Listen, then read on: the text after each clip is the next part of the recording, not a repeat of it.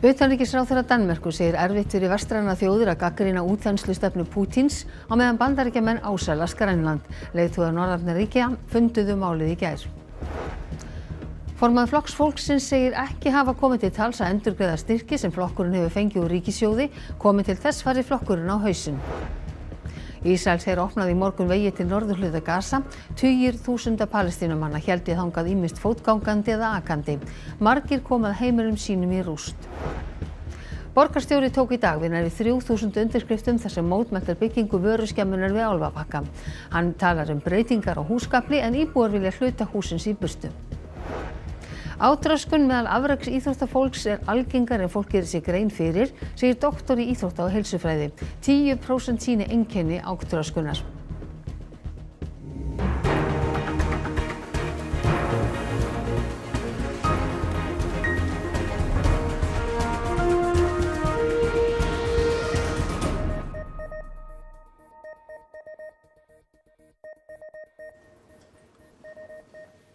Komið sæl.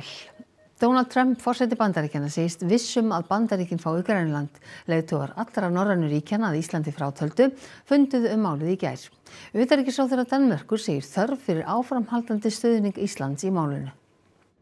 Financial Times hafði helgina eftir ónafngreindum embættismönnum að símtal Mette Frederiksen, forsætisráðherra Danmerkur, og Donald Trump áður en hann tók við embætti forseta Bandaríkjanna hafi verið eins og köld sturta. Trump hafi hótað aðgerðum gegn Dönum til að mynda sérstökum tollum vegna Grænlands. Trump ítrekaði í gær afstöðu sína til landsins. I think we're going to have it, and I think the people want to be with us. I don't know really what claim Denmark has to it, but it would be a very unfriendly act if they didn't allow that to happen, because that's for protection of the free world. Frederiksen fundaði með öðrum norrænum leiðtogum í gær. Hún segir á Facebook að þau hafi rætt samstarfið í varnar- og öryggismálum. Kristrún Frostadóttir forsætisráðherra var ekki með vegna þess að hinir norrænu leiðtogarnir voru öll í Kaupmannahöfn þaðan sem þau héldu í minningarathöfn til Auschwitz í morgun. Kristrún fór ekki þangað en var upplýst efni fundarins. Frederiksen ítrekkaði að loknum fundinum að Grænland væri ekki til sölu. Vi kan jo lige så godt være ærlige og sige, at det her er da en uvant situation. Det er det jo ikke alene for Danmark og for kongeriget Danmark og for Grønland, det er det jo for hele Europa. Vi har været hinandens nærmeste allierede, USA og Europa, lige siden 2. verdenskrig, og det mener jeg virkelig, vi skal holde fast i. Lars Løkke Rasmussen, utanríkisráðherra Danmerkur, kom hingað til Brussel í morgun á fyrsta fund utanríkisráðherra ESB-ríkjanna síðan að Trump tók við völdum. Ummæli og aðgerðir Bandaríkjaforseta síðustu daga voru að sjálfsögðu til umræðu á þessum fundi, ekki síst það sem að Trump hefur sagt Grænland og Danmörku. Rasmussen benti á að vestræn ríki ættu erfitt með að dæma aðra fyrir að virða ekki gildandi landamæri þegar náin bandalagsríki væru með álíka ummæli og tilburði. Og hvis vi ligesom forlader den position, så bliver det svært. Altså så bliver det svært at have argumenterne på plads i forhold til en Putin, som jo synes, at han har en legitim interesse på Ukraine og måske også en baltisk appetit. Og vi føler, og det gør man også i Nuuk, altså stærk opbakning fra Island, og det er der også brug for. Inga Sæland, formaður Flokks fólksins, segir að á engum tímapunkti hafi komið til tals að endurgreiða styrki sem flokkurinn fékk frá ríkinu. Flokkurinn enn skráður sem félagasamtök en samkvæmt lögum sem samþykkt voru á þingi 2021 það skilyrði fyrir móttöku ríkisstyrks að flokkur sem skráður sem stjórnmálasamtök. Á þessum tíma hefur flokkurinn fengið 240 milljónir króna í styrki. Inga segir að til að breyta skráningunni þurfi að liggja fyrir samþykkt landsfundar og það verið gert á landsfundi í febrúar. Ekki bara ákveðin í rauninni bara handvömm að hafa ekki verið löngu búin að þessu því aðrir flokkar sáu jú til þess að gera þetta? Ég veit ekki hvernig þú kýst að kalla það en við boðum til landsfundar í fyrra vetur en einhver hluta vegna dulítils sem kom upp á þá þurftum við að fresta honum og fórum í staðinn í kosningabaráttu þannig að þess vegna frestaðist hann annars hefði þetta verið gert núna strax í vetur. En lögin hafa verið skilyrðinni frá 2022? Nei, í rauninni ekki þannig að neitt væri að velta í fyrir sér vegna þess að það er náttúrulega á ábyrgð ákveðina stjórnsýslu eininga að láta vita og upplýsa hluti ef þeir eru ekki samkvæmt bókinni og við erum ekki fædd með þessa visku. Ef niðurstaðan verður svo og þeir þurfa að endurgreiða þetta, bara hvað verður flokkin? Hann fer þá bara á hausinn. Tugir þúsunda Palestínumanna snéru aftur til norður Gaza í dag. Mikil eyðilegging blasir við og margir komu að heimilum sínum sundur sprengdum.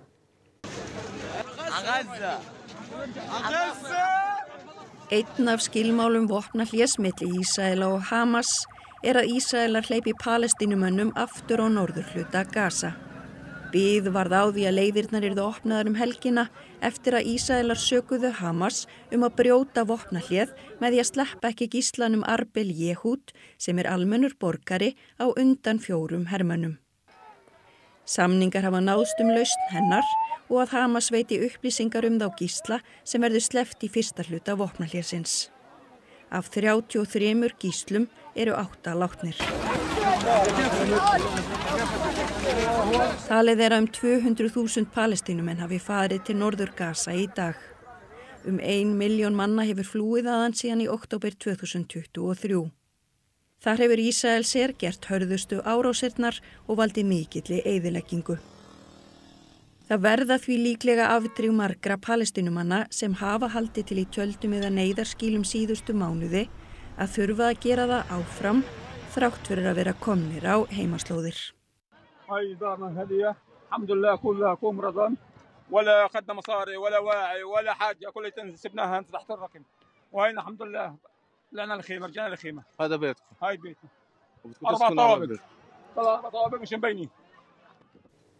Forsætisráðherra segir brýnasta verkefni varðandi framtíð Grindavíkur vera að greina heildarsviðsmyndina. Hún hefur mestar áhyggjur af félagslega þættinum og vill styrkja betur félagsleg úrræði fyrir Grindvíkinga. Atburðarásin á Sundhnúksgígaröðinni þróast nú mjög svipað fyrir síðustu gos. Á vef Veðurstofunnar segir að samkvæmt líkanreikningum nái rúmmál kviku undir Svartsengi neðri mörkum í lok janúar eða byrjun febrúar og gera megi ráð fyrir því að líkur á kvikuhlaupi og jafnvel eldgosi aukist. Forsætisráðherra hefur fundað með Grindavíkurnefndin hver séu brýnustu næstu skref. Við erum að skoða ákveðna útfærslur á húsnæðisstuðningnum vegna þess að það þarf að setja einhver skilyrði á hann. Við erum líka að velta fyrir okkur skipulag Grindavíkurnefndarinnar, hvort að hún verði með því skipulagi sem hún í dag eða verði mönnuð mögulega með aðeins öðruvísi hætti vegna þess að við vitum að það þarf að bæta greiningarhæfnina þar í teyminu og erum að velta fyrir okkur bara því fyrirkomulagi. Þá standi eftir stóra spurningar atvinnuhúsnæði og uppkaup á því sem Kristrún segir að stjórnvöld hafi enn ekki fengið yfirsýn yfir. Það sem kannski mikilvægast að það vantar sviðsmyndagreiningu á svæðinu, hvernig við horfum á framtíð bæjarins. Það hefur verið byggt út frá þeim lögum að Grindavík verði áfram blómleg byggð og það eru væntingar það, en við þurfum að vitja inn í hvaða sviðsmynd við erum að spila. Útgangspunkturinn sé að standa með Grindavík, annars vegar snúist verkefnið innviðina og hins vegar félagslega þáttinn. Og það kannski sá þáttur sem ég hef mestar áhyggjur af og við erum að skoða betur hvernig við getum styrkt betur félagslega úrræði fyrir Grindvíkinga. Fyrirtæki Carbfix stefnir á að koma upp kolefnisförgunarstöð í Þorlákshöfn. Bærinn og Carbfix standa fyrir íbúafundi í bænum. Alexander Kristjánsson fréttamaður hefur fylgst með þessum fundi. Alexander, hvað hefur komið fram? Já, á fundinum hafa fulltrúar Carbfix kynnt þessi áform sín og þeim hefur nú bara verið þokkalega tekið hér á fundinum þótt auðvitað séu skoðanir skiptar. Carbfix hefur náttúrulega staðið fyrir þessu verkefni hér á Hellisheiði sem í Ölfusi í einhver 10 ár og við skulum aðeins svona líta yfir söguna. Viljayfirlýsing kolefnisförgunarstöð fyrirtækisins Carbfix í Þorlákshöfn verður tekin fyrir á bæjarstjórnarfundi í Ölfusi á fimmtudag. Carbfix hefur dælt koltvísýringi í jörð við Hellisheiðarvirkjun allt frá árinu 2012. Fyrirtækið með áform samskonar förgunarstöð við Straumsvík í Hafnarfirði. Þau áform hafa verið umdeild og meirihlutinn í bænum hefur sagt að stöðin verði ekki að veruleika þar nema að undangenginni íbúakosningu. Viljayfirlýsingin sem til umræðu í Þorlákshöfn snýr að samskonar förgunarstöð. Verkefnið felur í sér að flytja koltvísýring sjóleiðina í verksmiðju, dæla niður og binda í berg. Þegar hefur 75.000 tonnum verið dælt í borhólur á Hellisheiði. Auk sveitafélagsins og Carbfix kemur hafnarsjóður Þorlákshafnar að verkefninu. Já, það sem sé ekki búið að samþykkja neitt. Þetta allt saman bara enn á teikniborðinu. Hér hjá mér Elliði Vignisson, bæjarstjóri í Ölfusi. Elliði, hver svona tímalínan í þessu verkefni? Já, tímalínan svo að bæjarráð hefur þegar samþykkt drög að viljayfirlýsingu við Carbfix og hún liggur fyrir fundi í bæjarstjórn á fimmtudaginn.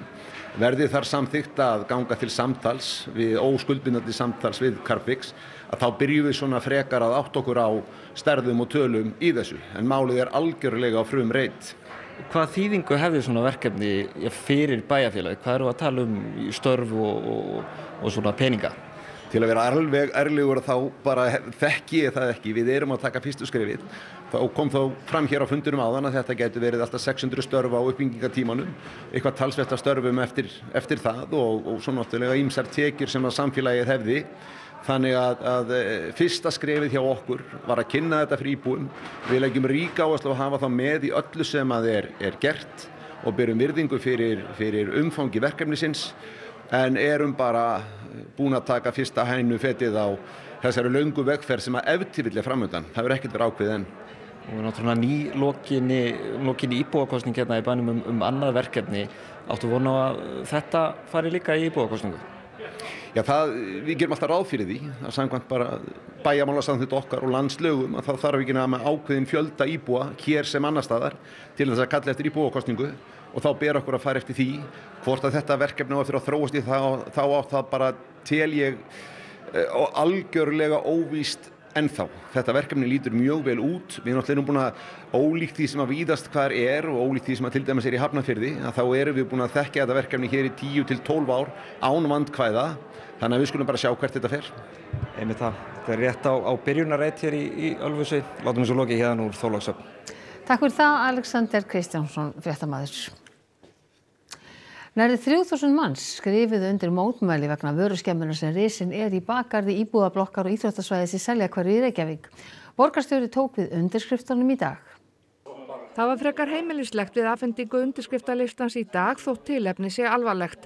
Formaður húsfélagsins í Árskógum 7 bauð borgarstjóranum heim til sín og þar voru líka aðrir íbúar hússins sem hafa græna ferlíkið fyrir augunum alla daga. Nú vorum við hérna að það eru framkvæmdir í gangi og maður heyrir það. Hvernig svona ónæðið af þessu núna þegar þetta í byggingu?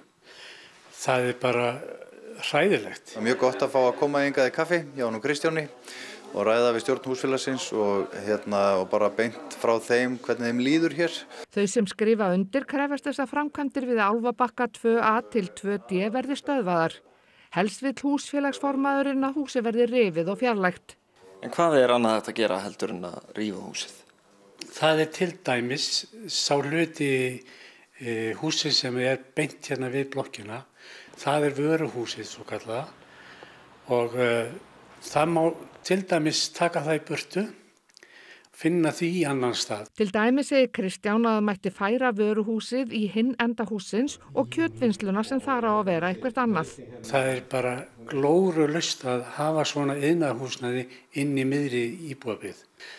Og alveg sama hvað gert verður, hvort sem það verður rifið að hluta til eða hvað, þetta kemur til með að kosta mikla peninga og ég sé enga aðra leið en að skattgreiðendur bara sitja súpunni með það. Hvenær mega íbúar eiga von á einhvers konar niðurstöðu?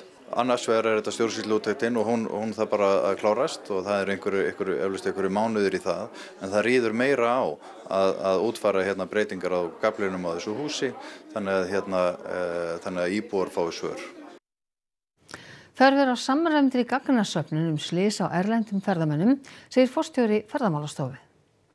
Í nýrri skýrslu Ferðamálastofu sem unnin upp úr fréttum fjölmiðla og nær aftur til ársins 2000 kemur fram að 782 voru viðbragðsaðilar kallaðir út vegna þess að erlendir ferðamenn lentu í slysi. Banaslys voru 108. Flest slysana urðu á Suðurlandi og Hálendinu, þar sem mesti ferðamannaþungin Umferðarslys voru ekki talin með í skýrslunni. Það sýnir nauðsyn þess að taka upp samræmt skráningarkerfi að Ferðamálastofa nýti fréttir úr fjölmiðlum til að taka saman tölfræði slys á erlendum ferðamönnum. Það mikil þörf á því. Vegna þess að við höfum þessi gögn þá getum við svo sem séð ákveðnar hneigðir, trenda, orðað þannig, og hvað slysin að gerast og af hverju þau gerast og þegar við höfum þær upplýsingar þá eigum við auðveldara með að bregðast við. Algengast að erlendir ferðamenn slasist í fjallgöngu. Greining gagna og upplýsingagjöf skipta máli þegar draga á úr slysahættu. En ég held að upplýsingar hérna séu algjört lykilatriði og íslensk veðurátta nú eitthvað sem að held ég fæstir af þeim ferðamönnum sem að hingað koma í von á eða geti verið svona breytileg og vanmáta aðstæðum mjög algengt í rauninni þegar átök verða í fjallgöngum. En ég held að Ísland hafi ekki þá ímynd að vera óöruggur ferðamannastöður. En hérna aftur væri mjög gaman að fá skýrari samanburð við önnur ríki hvernig þessum málum háttað þar. Unnið að gerð miðlægs skráningarkerfis þar sem ferðamenn og ferðaþjónustufyrirtæki geta skráð atvik.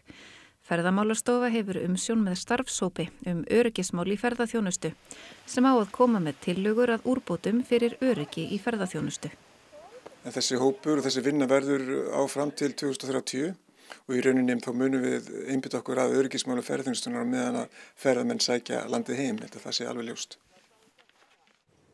Doktor í íþrótta- og heilsufræði segir átröskunarhegðun meðal afreksfólks algengar en fólk heldur. Hún segir mikilvægt að auka vitundarvakning og taka samtalið, bæði innan samfélagsins og íþróttahreyfingarinnar. Þegar átröskun ber að góma hugsa margir eflaust fólk sem mjög umhugað bæði útlit og þyngd og borðar ekki í samræmi við næringarþörf. En átröskun hefur margar birtingamyndir og getur birst innan margra ólíkra hópa. Á dögunum varði Birna Varðardóttir doktorsverkefni sitt í íþrótta- og heilsufræði við Háskóla Íslands sem tók á hlutfallslegum orkuskorti meðal afreksfólks í íþróttum. Skimað var fyrir átröskunarhegðun hjá bæði konum og körlum á breiðu aldursbili í fjölbreyttum íþróttum, allt frá lyftingum yfir í boltaíþróttir. Við sáum líka að 10% af heildarhópnum okkar sýndu veruleg einkenni átröskunarhegðunar sem kom það fram í svona róttækum áherslum tengdum mataræði og hreyfingu. Þá í það átt að gera ákveðnar breytingar á líkamssamsetningu og útliti. Birna segir það mjög persónubundið af hverju afreksíþróttafólk þrói með sér einkenni átröskunar. Það sé þó algengara en fólk gerir sig grein fyrir.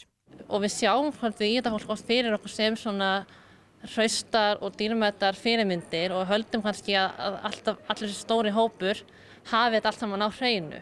En í lokdags þá þetta bara einstaklingar með tilfinningar eins og við öll. Og það oft svolítið mikil innri og ytri pressa á að uppfylla ákveðin útlitsviðmið. Margt í þetta heldur kannski að það geti náð meira árangur með því að gera breytingar á sín útliti í eitthvað ákveðna átt. Og það eitt og sér getur svona ítt undir líkur á átröskun. Þörf sé á aukinni vitundarvakningu. Og við þurfum bara svolítið að kannski koma inn í íþróttahreyfinguna auknu samtali og valdefla lykil aðila. Þá við þjálfara og aðra sem starfa í íþróttahreyfingunni. Úrræðin, við þurfum líka að vita hvert við eigum að vísa fólki og tryggja að þau ekki að bíða á lengi. Það vantar svolítið að stundum að þori til að taka samtali. Þetta viðkvæmt og sem finnst erfitt að taka þetta samtal. En eftir því sem að fleiri meðvitaðir og þekkja einkennum og kunna grípa inn í snemma, þeim mun sterkari stundu við og við getum alltaf gert betur. Fulltrúar Landssambands smábátaeigenda fóru á fund atvinnuvegaráðherra til að biðja hana að hætta við kvótasetningu grásleppu sem lögfest var fyrir síðustu þinglok. Þeir segja meinbugi á lögunum og rúmlega helming báta fái útlitað minna en þarf fyrir ábótasama vertíð. Já, það var svona áfall að það sýnilega ekki hlustað á hagsmunasamtök, allavega ekki fyrir sjómenn. Patreksfjörður eitt þeirra sjávarplása sem koma hvað verst út úr fyrstu úthlutun grásleppukvóta. Síðustu árin hefur sjómönnum á grásleppu fjölgað þar en ekki tekið tillit til veiðireynslu eftir 2022 við úthlutun kvóta. Ég veit ekki betur en að það standi til að reyna að fá þessu hnekkt því að það hlýtur að vera hægt að breyta einhverju sem eru ólög að koma í veg fyrir að ólög nái fram að ganga. Á fundi með ráðherra óskaði sambandið eftir því að ráðherra flytji frumvarp þar sem stjórn veiða á grásleppu og réttindi útgerða verði færð til fyrra horfs. Þeir vilja miða við vertíðina í fyrra þegar sjómönnum var leyft að telja eingöngu þá daga þegar netin lágu í sjó. Breytingin á veiðistjórnuninni ætlað að tryggja arðsemi. Formaður sambandsins segir miðað við að sjómenn þurfi að veiða 15 tonn af grásleppu til að það borgi sig að fara á vertíð. Af þeim 260 bátum sem fái úthlutað grásleppukvóta séu 144 bátar undir 15 tonna viðmiðinu. Smábátasjómenn telja þar að auki að kvótasetning stuðli að samþjöppun veiðiheimilda á fárra hendur. Þarna opnast leið til að losa sig við þessi verðmæti. Þetta verður allt í einu öðruvísi verðmæti heldur en að hefur verið. Því að þetta hefur verið bundið við bátana og veiðibúnað sem við eigum og veiðileyfið miðast við það, en nú færist þetta yfir í allt annað form. Og Baldvin, hvað ætlið þið að bjóða upp á í Kastljósi kvöldsins?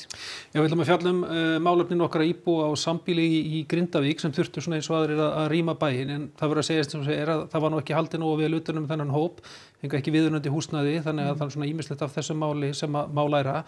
Þetta líka skoða þess nýtt hlaðvarp, Hvar Jón, sem fjallar hvarf Jóns Þrastars Jónssonar, hvarf á Írlandi fyrir 6 árum, mjög forvitnilega nýjar upplýsingar sem koma fram í þessu hlaðvarpi, og svo ætlum við að kíkja á litla listsýningu eða leiksýningu segi ég í Tjarnarbíói. Frábært, takk fyrir það Baldvin. Missum ekki á Kastljósi frekar en endranær og við ætlum að líta til veðurs. Lægð fyrir vestanland, það þokast austur, en fylgir ekki mikill vindur en það snjóar frá henni suðvestan og vestanlands í kvöld og á morgun má búast við snjókomu eða éljum víða land. Seinnipartinn dregur úr ofankomu og léttir jafnvel til sunnanlands, en frost að 10 stigum, en jafnvel meira frost í innsveitum í kvöld og í nótt.